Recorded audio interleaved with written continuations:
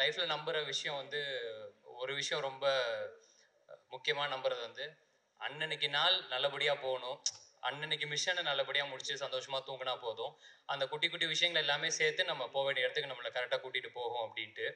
அந்த மாதிரி இந்த நாளுக்கு நான் ரொம்ப ரொம்ப நன்றியோடு இருப்பேன்னு நினைக்கிறேன். ஏன்னா ஃபர்ஸ்ட் ஆஃப் ஆல் நான் சரி இப்போ எப்படி எல்லாரும் என்ன பேசுவாங்கன்னு தெரியலையே அப்படின்னு மாதிரி இருந்தபோது இன்னைக்கு வந்து பேசி எங்கள் எல்லாரையும் ஃபர்ஸ்ட் ஆஃப் ஆல் சந்தோஷப்படுத்தின எல்லாருக்குமே ரொம்ப ரொம்ப நன்றி. ஏன்னா இவ்வளோ ஹாப்பியாக நான் ஒரு ஆடியோ லான்ச்சு எனக்கு பர்சனலாக நான் பார்த்ததே இல்லை. ஸோ அதுக்கு ஃபர்ஸ்ட் ஆஃப் ஆல் ரொம்ப நன்றி. சேதுன்னு எனக்கு ரொம்ப நன்றி வந்ததுக்கு. ஏன்னா என்னோட ஃபஸ்ட்டு நான் தேட்டரில் என்னோட முகம் வந்தது அப்படின்னா பீஸா படத்தில் தான். ஸோ பீஸா படம் பார்த்துட்டு ஓகே ஒன்றுமே இல்லாத ஒரு ஆளாக இருந்தாலும் டெஃபினட்டாக நம்ம உண்மையாக வேலை செஞ்சால் நம்ம ஆசைப்பட்டது நம்மளுக்கு நடக்கும் அப்படின்னு அந்த நம்பிக்கை எனக்குள்ளே விதைச்ச பல பேரில் சேதுன்னு ஒருத்தன். ஸோ அந்த நம்பிக்கை அன்னைக்கு அவர் விதைச்சதுக்கு ரொம்ப ரொம்ப நன்றி. வெற்றி சார் பற்றி கடைசியாக பேசலாம் அப்படின்னு வச்சுருந்தேன். ஆனால் இந்த படம் ஆரம்பித்ததே அங்கேருந்து தான், அவர்கிட்ட இருந்து தான்.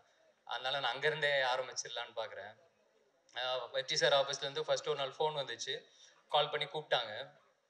சரி சாரை பார்த்துட்டா ஃபார்முலா ஒரு 5-10 நிமிஷம் பேசிட்டு ஓகே கதை கேட்டுட்டு சொல்லுப்பா அப்படின்னு சொல்லி அமுச்சு விட்ருவாரு அப்படின்னு நினச்சா சாரே தான் கதை சொன்னார்.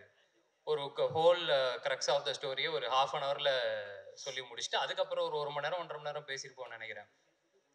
எனக்கு என்னென்னா ஒரு கதையை சார் இவ்வளோ நம்பி சொல்கிறாரு அப்படின்னா அவர் அந்த கதை மேலே வச்சிருக்கிற நம்பிக்கை என்ன அப்படிங்கிறத மட்டும்தான் நான் நம்பினேன். அவர்கிட்ட நான் ஒன்று தான் நான் சொன்னேன், சார் நான் உங்களை நம்பி வரேன், நீங்கள் பார்த்துக்கோங்க சார் அப்படின்னு. அவ்வளோதான். இன்னைக்கு வரைக்கும் பார்த்துக்கிட்டு இருக்கீங்க சார், ரொம்ப நன்றி சார். அண்ட் ஒரு அதுக்கப்புறமேட்டு நான் எனக்கு என்னென்னா ஃபஸ்ட்டு மீட்டிங்கில் ஒரு பெரிய ஆள் கிட்ட போகிற மாதிரி ஒரு ஃபீலிங்கே இல்லை. சில பேர்கிட்ட மட்டும்தான் நம்மளுக்கு அவ்வளோ டக்குன்னு பழக வராது. எனக்கு என்னென்னா ஒரு பாயிண்ட்டுக்கு அப்புறம் ரொம்ப ஜாலியாகிடுச்சு அவர் கூட பேசுகிறது. ஏன்னா ஒரு நாள் ஃபோன் பண்ணார், இல்லை சும்மா தான் அடித்தேன் அப்படின்னாரு. பரவாயில்லையே சார் சும்மா அடிக்கும்போது நம்மளுக்கு அடிக்கிறாருன்னா அவர் சும்மா சொன்னாரெல்லாம் தெரில. எனக்கு அதெல்லாம் ஒரு மாதிரி பயங்கர ஜாலியாகிட்டு இப்போ நான் சும்மா இருக்கும் போதெல்லாம் அடிப்பேன். அப்புறம் சார் எப்போ சார் ஷூட்டிங் வரீங்க, வரலன்னா போர் அடிக்குது சார் அப்படின்ட்டுலாம் பேசி ஒரு பாயிண்ட்டுக்கு அப்புறம் எனக்கு என்னென்னா அவர் என்ன ஃப்ரெண்டாக நினச்சாரான்னு தெரியல. எனக்கு அது முக்கியமாக படலை, நான் அவரை ஃப்ரெண்டாக நம்பிட்டேன். ஓகே நம்ம இப்படியே போயிடலாம், அது ரொம்ப சந்தோஷமாக இருக்குது. ஏன்னா அவ்வளோதான், இந்த பஸ்ஸு போய் நின்றுருச்சு அப்படின்னா இதுக்கப்புறம் இந்த பஸ்ஸில் ஏற முடியுமாலாம் தெரியாது. அதனால ஜன்னலில் காற்று அடிக்கிற வரைக்கும் அந்த காற்றை ஃபுல்லாக வாங்கிடணும்னு மட்டும் நான் நம்பிட்டேன். சந்தோஷமாக இருந்தேன் சார். இந்த ஓவரால் ஜேர்னி வந்து ஆக்சுவலாக இன்னைக்கு ஒரு மாதிரி ஐயோ முடிய போதா அப்படின்னு மாதிரி இருக்குது. படம் ரிலீஸ் ஆக போதுன்னு சந்தோஷமாக இருந்தாலும் இது ஒரு பக்கம் இருக்குது. ஒரு நாள் வந்து சார் கொஞ்சம் டவுனாக இருந்தார். எனக்கு சொக்கண்ணனை பற்றி பர்சனலாக எனக்கு அவ்வளோவா தெரியாது, இந்த படத்தில் தான் அறிமுகம். சார் டவுனாக இருந்தார். என்ன சார் என்னாச்சு அப்படின்னு மாதிரினா, இல்லை நான் வந்து இந்த இண்டஸ்ட்ரிக்கு நானும் சொக்கும் ஆல்மோஸ்ட் ஒரே டைமில் தான் வந்தோம். நான் அசிஸ்டன்ட் டைரக்டராக வரும்போது சொக்கு வந்து அசிஸ்டன்ட் மேனேஜராக ஜாயின் பண்ணுறாரு. இன்றைக்கி வந்து இத்தனை வருஷம் கழித்து சொக்கு மொதல் படம் பண்ணுறாரு. நல்லபடியாக அந்த படம் வந்து சேர்ந்துடணும், கரெக்டாக வந்து இதாகிடணும். ஏன்னா படத்தோட பிஸ்னஸ் அது இதுன்னு எல்லாத்தையுமே கொண்டு போய் கரெக்டாக லேண்ட் பண்ணிடணும்.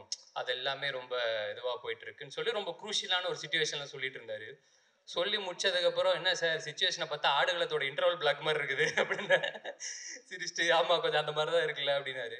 அப்போ நீங்கள் தனுஷ் சார், நான் உங்கள் கையில் இருக்கிற சேவலா சார்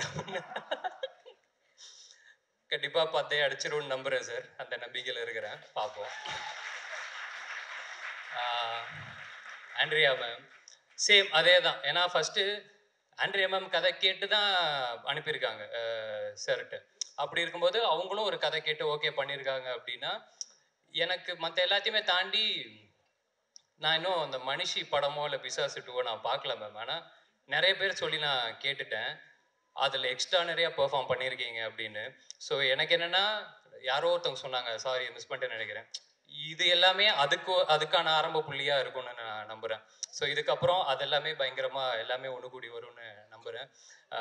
ரொம்ப ரொம்ப நன்றி. எல்லாரும் சொன்ன மாதிரி என் அண்ணன்றது முக்கியமாக நான் கற்றுக்கிட்டது ஒன்று தான், போட்ட காசு ப்ரொடியூசருக்கு வந்து சேரணும் அப்படின்னு. அந்த விதத்தில் உங்களுக்கும் சொக்கண்ணனுக்கும் எல்லாமே நல்லபடியாக வந்து அமைஞ்சிரும் நான் கடவுளை வேண்டிக்கிறேன். அடுத்தது விக்ரமன் டைரக்டரு.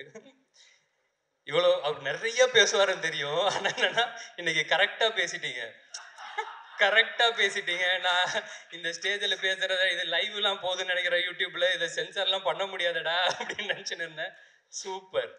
என்னோட ஆசை எல்லாமே ஒன்று தான் விகர்ணன், படம் நல்லபடியாக போகணும், ஒரு பெரிய ஹீரோ உங்களுக்கு கால் பண்ணணும், இன்னும் பெரிய இடத்துக்கு நீங்கள் போகணும், அவ்வளோதான். மற்றபடி எனக்கு வேறு எந்த இதுவுமே கிடையாது. நிச்சயமாக அது நடக்கும்னு நான் நம்புகிறேன்.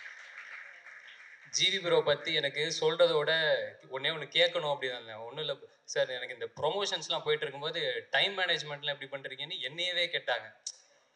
எனக்கு என்னன்னா, ஒரு வேலை தான் பார்க்குறோம் நாங்கள், ஒரே ஒரு வேலை, அதை கரெக்டாக பண்ணி கொண்டு போய் சேர்க்கறதே போராட்டமாக இருக்கிற இந்த காலத்தில் நடிக்கிறீங்க, பாட்டு பாடுறீங்க, பாட்டு போடுறீங்க, கான்சர்ட் வேற, எல்லாத்தையுமே முடிச்சுட்டு தூங்குறீங்களா சார்? தூங்குவீங்களா சார்? கரெக்டா? Okay sir. உடம்ப பார்த்துக்கோங்க சார், பத்திரமா உடம்பு பார்த்துக்கோங்க. ஏன்னா இந்த ஆல்பம் டெஃபினட்டாக நீங்கள் சாருக்காக ஒத்துட்டு இருப்பீங்க.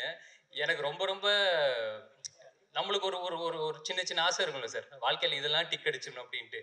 ஜிவி சார் ஆல்பமில் நான் நடிச்சிட்டேன் அப்படின்னு எனக்கு அவ்வளோதான், அதை நான் டிக் அடிச்சிட்டேன். அதுலேயே எனக்கு பயங்கர சந்தோஷம். எனக்கு என்னென்னா, ப்ளஸ் அந்த சொன்னது உங்களுக்கு ஹிட் மிஷின் ஒரு பேர் வச்சுருக்காங்க தெரியும்ல சார், அந்த மிஷின் இந்த இந்த இந்த படத்தை நல்லா தள்ளிடும்னு நான் நம்புகிறேன். ஏன்னா எல்லா ஸ்டைல் ஆஃப் பாட்டும் இந்த படத்தில் அமைஞ்சது இன்னும் ஒரு ரொம்ப சந்தோஷமாக பார்க்குறேன். அவர் எப்படி எல்லா ஜானரும் பண்ணணும், அது ஹிட்டு கொடுக்கறது சாதாரண விஷயம் கிடையாது. ஏன்னா இப்போ அமரன் அது ஒரு ஜானரில் இருக்கும், இப்போ ரீசெண்டாக அந்த பராசக்தி சிங்கிள் ஆகட்டும், குட் பேட் அக்லி ஆகட்டும், ஒன்று வேற வேற இதில் இருக்கும்போது எக்ஸ்டர்னரி அதெல்லாம் பெர்ஃபார்ம் பண்ணி, எனக்கு என்னன்னா இந்த படத்தில் எல்லா ஸ்டைலேருந்து ஒரு ஒரு பாட்டு அமைஞ்சதே ரொம்ப சந்தோஷம் சார். ஓவராலாக இந்த ஆல்பம் வந்து டெஃபினட்டாக மக்களுக்கு இன்னும் நல்ல படத்துக்கு அப்புறம் போய் சேரும் நம்புகிறேன். என்னோட ஃபேவரட் வந்து இந்த கடைசி பாட்டு வெற்றி வீரனே அப்படின்ட்டு. சார் கிட்ட நான், சார் இந்த பாட்டை எப்படியாவது விட்டுருங்க சார், இந்த பாட்டு போதும் சார். ஏன்னா அந்த பாட்டு எனக்கு தெரிஞ்சு படம் வந்ததுக்கு அப்புறம் ஒரு ஹீரோ ஒரு வில்லன் எல்லாத்தையுமே தாண்டி ஒரு காமன் மேனுக்கான ஒரு ஒரு பாட்டாக இருக்கும்னு நான் நம்புகிறேன். எல்லா காமன் மேனும் உண்மையாக உழைக்கிற எல்லாருக்குமே அந்த பாட்டு போய் சேரும்னு நான் நம்புகிறேன். So thank you so much sir இந்த ஆல்பம்காக. அண்ட் அசார் மாஸ்டர், ரொம்ப ரொம்ப நன்றி மாஸ்டர். எந்த மாஸ்டர் கூட ஒர்க் பண்றதுனாலே கன்ஃபார்மா அசார் மாஸ்டர் கூட ஒர்க் பண்ணியே தீர்வேன்னு நான் சொல்லிட்டேன். அதாவது இது போதும்ன்றாருங்க, இது போதும் அப்படின்னு சொல்ற ஒரு மாஸ்டர் எனக்கு அவ்வளோ சந்தோஷமாயிடுச்சு எனக்கு. ஏன்னா எனக்கு அந்த லொக்கேஷன் போனதே, நாங்கள் சீரியல் ஷூட் பண்ண லொக்கேஷன் அந்த கண்ணுமொழி பாட்டுக்கு, அந்த லொக்கேஷன் போயிட்டு எனக்கு மாஸ்டர் கூட ஒர்க் பண்ணது எனக்கு ரொம்ப ஹாப்பி மாஸ்டர். டெஃபினட்டாக நம்ம நிறைய ஒர்க் பண்ணலாம். ரொம்ப ரொம்ப நன்றி. முக்கியமாக சதீஷ் ஸ்டெப்பு கொடுத்ததுக்கு ரொம்ப ரொம்ப நன்றி மாஸ்டர். அண்ட் ஆர்டி சார், நான் ஃபஸ்ட்டு ஒர்க் பண்ணுற ஒரு சீனியர் டிஓபி சார். எனக்கு எல்லாமே ஒரு மாதிரி ஃப்ரெண்ட்ஸு அப்படியே அந்த மாதிரி அமைச்சிட்டாங்க. எனக்கு என்னென்னா, ஒரு ஃபஸ்ட்டு படம் விகர்ணன், இப்போ தான் நம்ம வந்துகிட்டு இருக்கோம். ஒரு எல்லாத்தையுமே கரெக்டாக பார்த்துக்கிற, நல்லபடியாக அதை அதை ஹேண்டில் பண்ணுற ஒரு ஆள் ஒன்று தேவை. ரொம்ப சூப்பராக பார்த்துக்கிட்டு எனக்கு இன்னைக்கு படம் பார்க்கும்போது, ஐ மீன் ட்ரெய்லர் பார்க்கும்போதே அந்த நல்ல ஒரு ஃபீலிங் இருந்துச்சு சார். ரொம்ப ரொம்ப நன்றி சார், எல்லாத்தையுமே டோட்டலாக காப்பாற்றி கொடுத்துட்டீங்க. தேங்க்யூ. அண்ட் ருஹானி, ரொம்ப ரொம்ப நன்றி. So happy to work with you. டெஃபினட்டாக உங்களுக்கும் நிறையா வாய்ப்பு வரணும்னு நான் வேண்டிக்கிறேன். தானு சார், கதிரேசன் சார், ரொம்ப நன்றி சார், வந்ததுக்கு ரொம்ப நன்றி. பவன் சாரோட பர்ஃபார்மன்ஸ் வந்து அதுவும் நிறைய பேர் சொல்லிட்டாங்க. டெஃபினட்டாக படம் முடிச்சு எல்லாரும் வரும்போது பவன் சார் பர்ஃபார்மன்ஸும் சரி, தலைவர் ரெட்டின பர்ஃபார்மன்ஸும் சரி கண்ணுக்குள்ளேயே நிற்கும்னு நான் நம்புகிறேன். அதனால இது இப்போதைக்கு ஒரு இன்சைட் ஜோக்காக இருந்து நாங்கள் மட்டும் சிரிச்சுக்கலாம், படத்துக்கு அப்புறம் நீங்களும் சந்தோஷமாக இருப்பீங்க அப்படின்னு நம்புகிறேன். மற்றபடி வேலை பார்த்த எல்லாருக்குமே ரொம்ப ரொம்ப நன்றி. யாரையாவது மிஸ் பண்ணிட்டா மட்டும் மன்னிச்சுக்கோங்க. வினோத் தலைவா, ரொம்ப நன்றி தலைவா. எனக்கு வினோத் கூட ரமேஷ் அண்ணன் கூட ஒர்க் பண்ணது ரொம்ப ரொம்ப நன்றி. குட் நைட்டு, டூரிஸ்ட் ஃபேமிலியிலலாம் நடிச்சிருப்பாப்புல, இப்போ கூட ஷூட்டிங் வர முடியலன்னு நினைக்கிறேன். அண்டு கடைசியாக என் அண்ணன் நெல்சன் அண்ணன். அதாவது இப்போ ரீசெண்டாக அந்த கிஸ்ஸு படத்தோட ப்ரொமோஷனில் ஒரு டெம்ப்ளேட் ஒன்று பயங்கரமாக இதாச்சு. நம்ம சதீஷ் வந்து சொல்லியிருப்பாப்பில், அப்போ என்னை தடுத்து நிறுத்துங்க ஜி அப்படின்னு தப்பு பண்ணும்போது.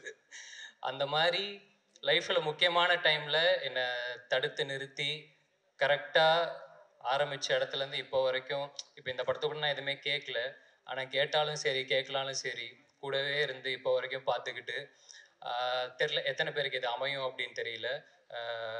தேங்க்ஸ் சொல்லி சிம்பிளாக முடிக்கவும் முடியாது. ரொம்ப ரொம்ப நன்றிண்ணே வந்ததுக்கு எல்லாத்துக்குமே ஓவராலாக. மற்றபடி நவம்பர் 21 படம் ரிலீஸ் ஆகுது. அர்ச்சனாக்கா, அக்கா அர்ச்சனாக்கா வந்து நாங்கள் டாக்டரில் அசிஸ்டன்ட் டைரக்டராக ஒர்க் பண்ணிகிட்டு இருக்கும்போது அப்போ தான் இன்னும் நல்ல பழக்கம். எனக்கு என்னென்னா, ஆஸ் அ பெர்ஃபார்மராக அண்ணன் சொன்ன மாதிரி அர்ச்சனாக்காக நம்ம எந்த ஃபீடுமே கொடுக்க தேவையில்ல. அவங்கள்ட்ட கொடுத்துட்டு அவங்க வேலையை அவங்க சூப்பராக பார்த்துப்பாங்க அப்படின்ட்டு. உங்கள் பொட்டன்ஷியல் அளவுக்கு இந்த ரோல் நாங்கள் இது பண்ணோமா எங்களுக்கு தெரிலக்கா. ஆனால் டெஃபினட்டாக இன்னொரு படத்தில் நிச்சயமாக பயங்கரமாக ஒர்க் பண்ணணும்னு எனக்கு ரொம்ப ரொம்ப ஆசை. நிச்சயமாக அதுவும் நடக்கணும்னு நம்புகிறேன். மற்றபடி அவ்வளோதாங்க. வந்திருக்கலருக்கு திருப்பி ரொம்ப ரொம்ப நன்றி. 21ஆம் தேதி படம் ரிலீஸ் ஆகுது. எல்லாரையும் சந்தோஷப்படுத்தும். ரொம்ப திருப்திகரமாக பார்த்துட்டு எல்லோரும் வீட்டுக்கு போவீங்க நம்புகிறேன். பார்த்துட்டு எப்படி இருக்குன்னு சொல்லுங்கள். எப்பவும் போல கூட இருங்க. ரொம்ப ரொம்ப நன்றி. தேங்க்யூ.